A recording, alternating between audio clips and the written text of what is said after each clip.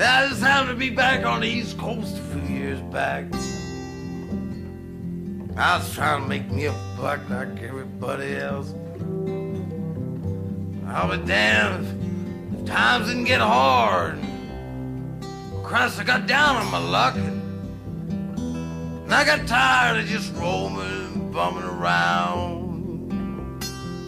So I started thumbing my way back to my old hometown. You know, I made quite a few miles in the first couple of days. You know, I figured I'd be home in a week if my luck held out this way. And you know, there was the third night, though, and I got stranded. And it was out at a cold, lonely crossroads. As the rain came pouring down, man, I was hungry. Yeah, I was hungry, tired, freezing. Caught myself a chill. It was just about that time. Yeah, it was just about that time that the lights of an old semi topped the hill. Should have seen me smile and heard the air brakes come on. And I climbed up into that cab where I knew it'd be warm. At the wheel, well, at the wheel sat a big man, and I have to say he must have weighed 210. As he stuck out a big hand and said with a grin, Big Joe's name. And this here rig's called Phantom 309. Well, I asked him why I called his rig such a name. But you know, he turned to me and said, why, son, don't you know this here rig will be putting them all to shame?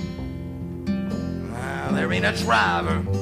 No, there ain't a driver on this or any other line for that matter that seen nothing but the tail lights of Big Joe and Phantom 309. So we rode and we talked a better part of the night. And I told my stories and Joe told his. And I smoked up all his viceroys as we rolled along.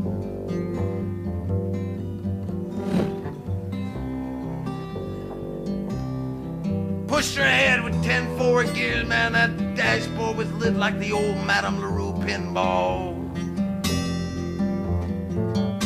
Serious semi-truck.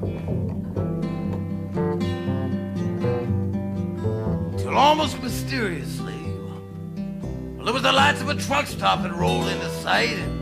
And Joe turned to me and said, I'm sorry, son, but I'm afraid this is just as far as you go.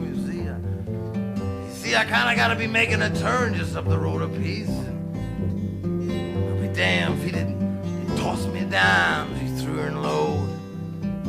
He said, go on in there, son, and get yourself a hot cup of coffee on Big Joe. I mean to tell you, when Joe and his rig pulled off into the night, man, nothing flat that was clean out of sight. So I walked into the stop. Well, I ordered me up a cup of mud, saying Big Joe setting this dude up.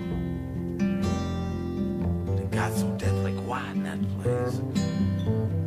Yeah, it got so deathly quiet in that place.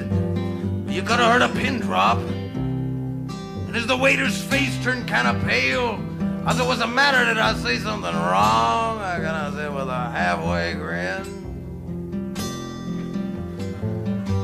He said, no, son. You see, it'll kind of happen every now and then.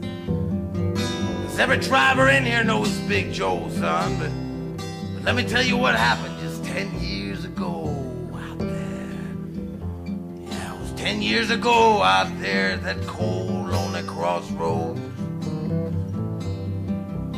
And there was a whole busload of kids, and man, they were just coming from school, and they were right in the middle when Joe topped the hill, and it could have been slaughtered, except Joe turned his wheels and jackknifed.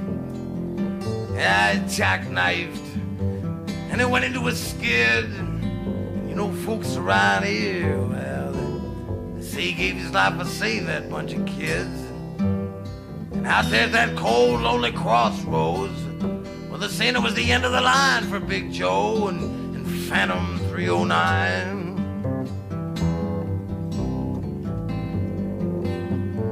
It's funny, you know, 'cause every now and then, yeah, every now and then, well, when the moon's holding water, well, they see that old Joe stop and give you a ride. It seems just like you, well, some hitchhiker be coming by. So here, son, he said to me, you get yourself another cup of coffee. It's all in the house.